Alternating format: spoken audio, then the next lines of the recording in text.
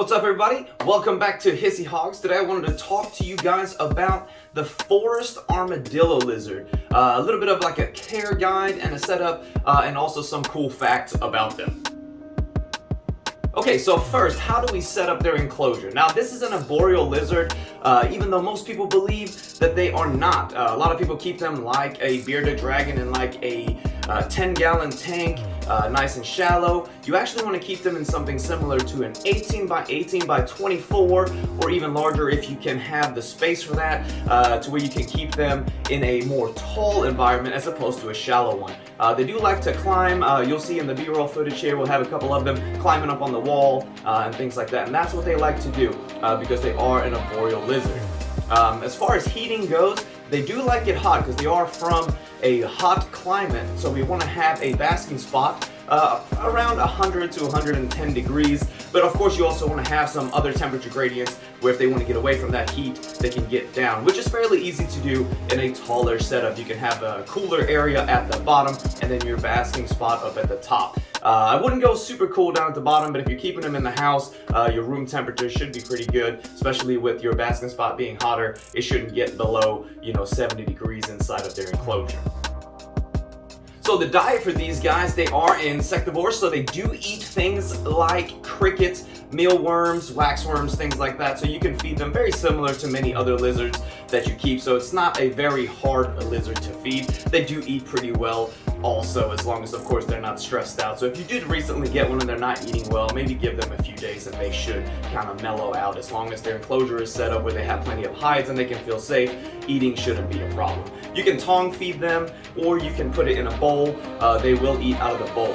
As far as water goes, you don't need to mist down their enclosure. I would have a human hide somewhere in case they would like to get to that. So I keep my human hide down at the bottom in the corner in the cooler side, and then I have, of course, my basket spot on the other side higher up. As far as water goes, they just drink out of a bowl, which is pretty simple. You just put a water bowl in there, make sure that they have plenty of water to drink, make sure they have food in their bowl, and then they pretty much take care of themselves after that. Alright, some cool facts about these lizards. They live in groups. It's a very social lizard. They can live in groups of even as high as 30 out in the wild. So having multiple lizards inside of one enclosure is okay, of course, provided you have plenty of space. So you wouldn't want to have a small like 10-gallon tank and have like 10 lizards in there. That would be a little bit crazy. But if you have something large like this, you could have 10 maybe in there. I'm not sure what a perfect number would be, but as long as you have plenty of space for them to get away from each other. If you have multiple males, you got to have something larger. If you have something like an Exoterra 18 by 18 by 24, I maybe wouldn't do more than one male and a couple of females in there. Now, as far as babies go, they are not a lizard to eat their own babies. Since they are so social, you don't have to worry about them being cannibalistic or anything like that. So when they have their babies, you can literally just leave them inside the enclosure with them. Sometimes the moms will even take care of the babies by feeding them and things like that, which is really cool. It's very odd. Most lizards don't do that.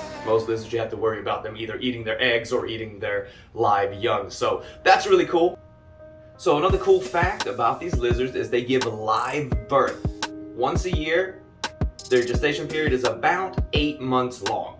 So you're going to get between 1 and 3 babies a year, and that's it. They're not super easy to breed, but also not super difficult. They just don't have large clutches like other lizards do. So here is one of our enclosures set up for them. In here I have a mom and 2 of her newborn babies. They were born actually 1 week ago, and they came out ready to go. So if you look here on top, we have the basking bulb. I have a UV bulb, so UVA and a UVB, and then also just a regular light for them. They'd like to sit up on the wall. So as I said earlier, they are an arboreal lizard. They love to climb. Here is the mom, and you can see one of the babies right over here. And then I don't know if you can see up here in the corner, we have another little guy. Let me see if I can zoom in. Uh-oh, there he is. Baby one, and then the mom. So they like to hang out up here a lot more than they do on the ground. So as far as substrate goes, we actually have some bark in here, which is similar to having, the bark on the trees. So it is a better substrate than sand for them.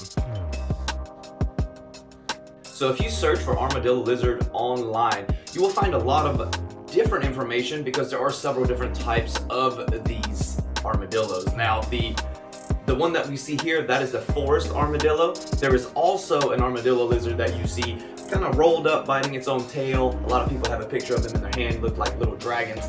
That is not the same lizard. Now, that lizard is a sun gazer, and they are close to extinct. They are very, very, very difficult to find captive bred, and if you do find one, it's going to be thousands of dollars to have one of those. Now, they are CITES 2, I believe, which means they are super protected, so even getting those imported and coming into the country is not going to happen. People get caught doing that all the time and get stuck in jail and with a big fine. But these lizards are okay. You will actually find several of them not captive bred, of course. A lot of them are wild caught, but if you can find one captive bred, you should really pick those up. So right now, the ones that we have, they are captive bred, so we're working on kind of building up a nice population of captive bred ones, and hopefully in the future we'll have a lot